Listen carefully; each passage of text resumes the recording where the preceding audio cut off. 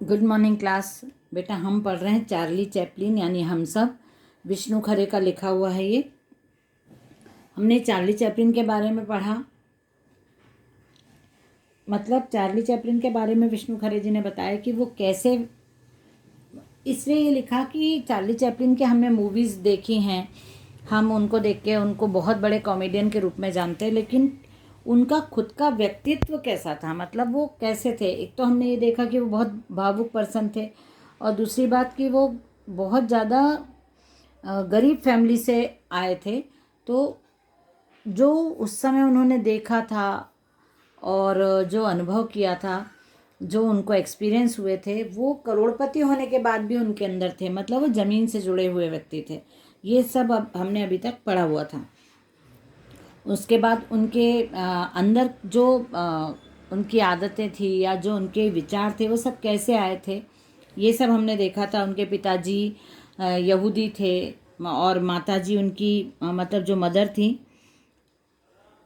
वो खाना बदोश यूरोप के जिप्सी, मतलब जिप्सी जो थे, मैंने पहले भी बताया था आपको, बंजारा या ये खाना बदोश, जिप्सी, ये सब एक ही प्रजाति या जाति के लोग होते हैं, अलग अलग नाम दिए जाते हैं उनको। तो इसीलिए वो उनको घूमना वगैरह, क्योंकि वो उनकी मम्मी शायद इसी जिप्सी उससे थी, तो उनको घूमना वगैरह बहुत अच्छा लगता था। घूम घूम के ही वो अलग अलग कैरेक्टर कर पाते थे, अलग अलग कैरेक्टर को देख पाते थे, सीख पाते थे, अनुभव कर पाते थे। तो ये सब चीज़ें उनको अपने फैमिली से ही मिली हैं। चार्ली पर कई फिल्म समीक्षकों ने नहीं, फिल्म कला के उस्तादों और मानविकी के विद्वानों ने सिर धुने हैं, और उन्हें नेति नेति कहते हुए भी यह मानना पड़ता है कि चार्ली पर कुछ नया लिखना कठिन होता जा रहा है। मतलब नया लिखना मतलब उनके व्यक्तित्व को समझना कठिन नहीं था, इसलिए बहुत सारे विद्वान और जो फिल्म समीक्षक थे, उन्होंने चार्ली को, मतलब बहुत इजी था, क्योंकि जैसे थे वो बार बार अपने उन खुद के अंदर बदलाव नहीं लाते थे कि बार बार कुछ नया मिले लोगों को लिखने के लिए, या जैसे थे वो वैसा ही प्रस्तुत करते थे। दरअसल सिद्धांत कला को जन्म नहीं देते, कला स्वयं सिद्धांत या स्वयं अपने सिद्धांत या तो लेकर आती है या बाद में उन्हें गढ़ना पड़ता है। जो करोड़ों लोग चार्ली को देखकर अपने पेट दुखा लेते हैं, उन्हें मेल ऑटिंगर या जेम्स एजी की बेहद सारगर्मी समीक्षाओं से क्या लेना देना। वे चार्ली को समय और भूगोल से काट कर देखते हैं, और जो देखते हैं उसकी ताकत अब तक ज्यों की त्यों बनी हुई है। बहुत सारे लोग, इसीलिए चार्ली के बारे में लिखना उनको कठिन हो गया, क्योंकि मतलब एक सहज व्यक्तित्व था जो हम सब के साथ होता है, वो दिखाते थे, जैसे उनको एक्टिंग करते थे वो, लेकिन वो सब हमारे आम लोगों के जीवन से जुड़ी हुई बातें होती थी, इसलिए लोग उनको जल्दी समझ पाते थे। और जिस प्रकार की वो एक्टिंग करते थे, कला प्रस्तुत करते थे, उससे लोग अपने आप को जुड़ा हुआ समझते थे, आम जीवन की घटनाओं को। हाँ, ये जैसे दिखाया है फिल्मों में, अच्छा ये तो हमारे साथ भी हुआ था, ऐसा कनेक्ट करते थे लोग। वह उन्हें जाना पहचाना लगता है। जिस मुसीबत में वह अपने को हर 10वें सेकंड में डाल देता है, वह सुपरिचित लगती है। अपने को नहीं, लेकिन वे अपने किसी परिचित या देखे हुए को चार्ली मानने लगते हैं। चार्ली का व्यक्तित्व ऐसा था कि लगता था जैसे हाँ हमारे ही कोई रिलेटिव हैं, परिचित हैं, और जो वो प्रस्तुत करते थे या जो वो सीन करते थे, वो कई बार ऐसा लगता था कि अच्छा हाँ ये तो हुआ है, ये तो सुना है, ये तो देखा है। उसने कला में बेहतर क्या है, बुद्धि को प्रेरित करने वाली भावना या भावना को उकसाने वाली बुद्धि। उसने भावना को चुना, और उसके कारण थे। बचपन की दो घटनाओं ने चैपलिन पर गहरा स्थायी प्रभाव डाला था। एक बार जब वे बीमार थे, तब उनकी माँ ने उन्हें ईसा मसीह का जीवन बाइबल से पढ़कर सुनाया था। ईसा के सूली पर चढ़ने के प्रकरण तक आते आते माँ और चार्ली दोनों रोने लगे। अपनी आत्मकथा में चैपलिन लिखते हैं, ये जो कुछ उनके साथ होता था या उनके जो बचपन की कुछ बातें उनके जीवन पे प्रभाव जिन बातों ने डाला था, वो उनमें से, जैसे एक तो वो जब बीमार थे, उनकी माँ ने ईसा मसीह का जीवन बताया कि कैसे उनको लोगों ने सूली पर चढ़ाया, तकलीफ दी, जबकि वो उस पूरी मानवता के लिए काम कर रहे थे। तब दोनों रोने लगते हैं, माँ और बेटा दोनों। और अपनी आत्मकथा में चैपलिन ने लिखा है, ओकले स्ट्रीट के तहखाने के उस अंधियारे कमरे में माँ ने मेरे सामने संसार की वह सबसे दयालु ज्योति उजागर की जिसने साहित्य और नाट्य को उनके महानतम और समृद्धतम विषय दिए हैं, स्नेह, करुणा और मानवता। मतलब उनकी माँ ने उनको उस समय बाइबल का वो पढ़ के सुनाया जब ईसा मसीह को सूली पे चढ़ा दिया जाता है। उनकी माँ ने उनको यही शिक्षा दी, यही संस्कार दिए कि लोगों के लिए काम करना, उसमें कितनी भी तकलीफ आती है लेकिन फिर भी ईसा मसीह ने किया, वो लोगों के लिए, मानवता के लिए, मानव जाति के लिए सूली पर भी चढ़ने को तैयार हो गए। दूसरी घटना भी कम मार्मिक नहीं है। बालक चार्ली उन दिनों एक ऐसे घर में रहता था जहाँ से कसाई खाना दूर नहीं था। कसाई खाना आप लोगों को मालूम होगा, जहाँ पे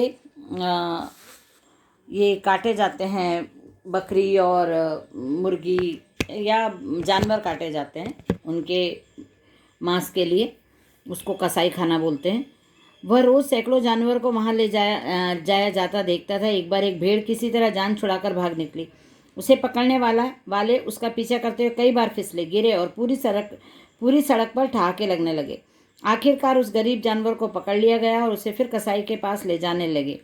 तब चार्ली को एहसास हुआ कि उस भेड़ के साथ क्या हुआ होगा। वह रोता हुआ माँ के पास दौड़ा, उसे मार डालेंगे, उसे मार डालेंगे। बाद में चैपलिन ने अपनी आत्मकथा में लिखा, वसंत की वह बेलोज दोपहर और वो मजाकिया दौड़ कई दिनों तक मेरे साथ रही और मैं कई बार सोचता हूँ कि उस घटना ही ने तो कहीं मेरी भावी फिल्मों की भूमि तय नहीं कर दी थी।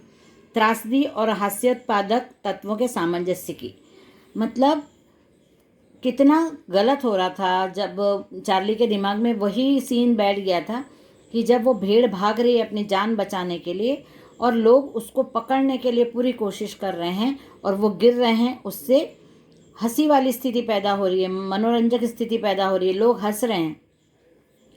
लेकिन वो एक जो भेड़ है वो तो बहुत डरी हुई है, वो तो बहुत दया की पात्र है, वो अपनी जान बचाने की पूरी कोशिश कर रही है और ये लोग अपने काम के लिए कोशिश कर रहे हैं, जो लोग उसको पकड़ना चाहते हैं, और तीसरे लोग हंस रहे हैं उनके गिरने से, उनके फिर उठने से, फिर दौड़ने से। तो ये सब करुणा और हास्योत्पादक स्थिति एक साथ, दोनों में कैसा सामंजस्य है, ये चार्ली चैपलिन को भी लगा कि वही बात उनको याद रही और वही चीज़ें उनने अपनी कला में भी डाली और अपनी फिल्मों में की भूमिका भी उस हिसाब से कि भाई लोगों को किसी की दुख में या किसी के प्रॉब्लम में कुछ भावनाएं किसी की बाहर आती हैं, किसी की नहीं आती हैं, लेकिन कई बार ऐसी स्थिति हो जाती है कि वो जब आपकी दुख की घड़ी है या आप समस्या में हैं, प्रॉब्लम में है और लोगों के लिए वो समय या लोगों के लिए वो स्थिति हंसने वाली बन जाती है, हास्योत्पादक बन जाती है, वो उसको मनोरंजन का रूप समझ लेते हैं। भारतीय कला और सौंदर्य शास्त्र को कई रसों का पता है। उनमें से कुछ रसों का किसी कलाकृति में साथ साथ पाया जाना श्रेयकर भी माना गया है। जीवन में हर्ष और विषाद आते रहते हैं, यह संसार की सारी सांस्कृतिक परंपराओं को मालूम है, लेकिन करुणा का हास्य में बदल जाना एक ऐसे रस सिद्धांत की मांग करता है जो भारतीय परंपराओं में नहीं मिलता।